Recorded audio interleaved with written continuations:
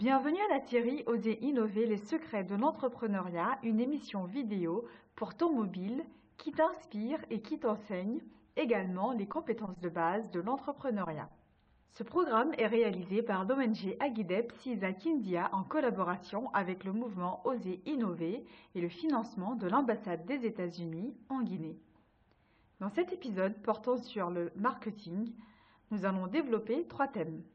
D'abord, nous allons définir le marketing, puis nous allons parler des 5 P du marketing et enfin faire une étude de cas de marketing. La définition du marketing est de comprendre les besoins et les désirs de vos clients potentiels, de gagner leur attention et de leur informer sur vos produits. On peut diviser cette définition en 2 parties essentielles. Premièrement, comprendre les besoins et désirs de vos clients potentiels, c'est-à-dire trouver ce que vos clients potentiels veulent en quantité et en qualité et pourquoi. Sachant ce que les clients potentiels veulent, tu pourras maintenant gagner leur attention et les informer de tes produits et services. En marketing, nous considérons 5 aspects clés qui sont le produit, le prix, la promotion, la place et le personnel. Ceci constitue les 5 P. Au niveau du premier P, le produit, tu dois considérer quelques questions importantes. Ton produit répond à quels besoins et désirs des clients actuels et futurs. C'est-à-dire, qu'est-ce que le client veut et comment peux-tu le satisfaire à travers le produit ou service. Une deuxième question que tu dois toujours te poser est comment puis-je améliorer mon produit? C'est-à-dire comment adapter le produit ou le service au goût des clients potentiels. C'est-à-dire comment adapter le produit ou service au goût des clients potentiels. La troisième question, tu dois penser à ton niveau de production. Est-il suffisant pour satisfaire le niveau de demande de tes clients? C'est-à-dire, est-ce que tu auras assez de produits par rapport à la demande de tes clients potentiels? Le deuxième P est le prix. Question 1. Mes clients sont-ils capables de payer le produit? C'est-à-dire, est-ce que mes clients ont les moyens de payer mon produit?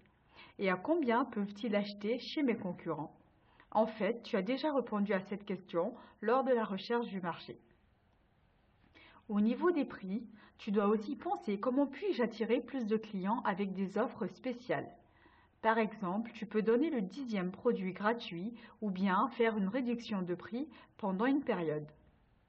Par exemple, en Guinée, les opérateurs téléphoniques font souvent des offres spéciales, telles que 19 minutes d'appel avec 2000 francs avec Cellcom.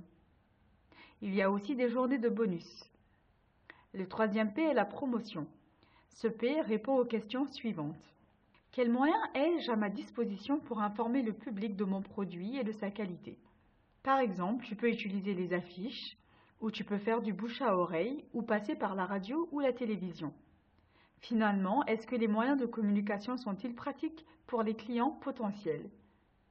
Par exemple, la majeure partie de tes clients ne savent pas lire. Ce n'est pas la peine de faire les affiches, mais il faut plutôt passer par les leaders d'opinion de ta communauté. Le quatrième P est la place. La place consiste à considérer ces questions suivantes. Mon produit est-il facilement accessible à mes clients? Par exemple, si tes clients habitent en ville, tu dois être près d'eux et non distant. Si tu es distant, les clients seront obligés de payer le transport et de prendre beaucoup de temps pour visiter ton entreprise et ça va décourager les clients potentiels par rapport aux concurrents. En plus, tu dois penser à comment distribuer le produit plus efficacement. Si nous prenons exemple sur les opérateurs téléphoniques, ils distribuent des cartes de crédit aux personnes qui revendent les cartes de recharge partout. À travers ces stratégies, les cartes de recharge sont facilement distribuées aux clients. Finalement, tu dois te poser les questions suivantes. Mon lieu de travail est-il bien éclairé, propre, organisé? Est-il physiquement attirant? Par exemple, si le restaurant n'est pas propre et mal aménagé, le propriétaire risque de ne pas avoir beaucoup de clients. Le dernier P est le personnel. Souvent, le personnel d'une entreprise représente l'image de l'entreprise. C'est avec le personnel que les clients prennent contact et s'informent sur l'entreprise. Donc, le personnel doit être bien informé, bien habillé, respectueux et communicatif. Sinon, le personnel risque de décourager et rejeter les clients dans un premier temps. Maintenant, nous allons faire une étude de cas. Une étude de cas est une situation hypothétique pour toi comme entrepreneur. Notre première étude de cas est la suivante. Tes concurrents diminuent leur prix par rapport au tien. Si tu diminues ton prix, tu ne feras aucun bénéfice. Maintenant, que vas-tu faire? Et quel est le P le plus pertinent que tu vas considérer? Nous t'accordons 4 minutes pour répondre. Un P qui concerne cette étude de cas est le prix, parce que tu peux faire des offres spéciales afin d'attirer les clients. Une autre solution est d'utiliser la promotion pour convaincre les clients que tes produits sont les meilleurs malgré le prix. Maintenant, la deuxième étude de cas. L'inspecteur de santé dit que tu dois fermer ton restaurant car il n'est pas propre. Que feras-tu pour rouvrir le restaurant? Quel est le P le plus pertinent que tu vas considérer? Nous t'accordons 4 minutes pour répondre. La place est le P le plus important ici, comme tu dois réaménager et bien nettoyer ton restaurant.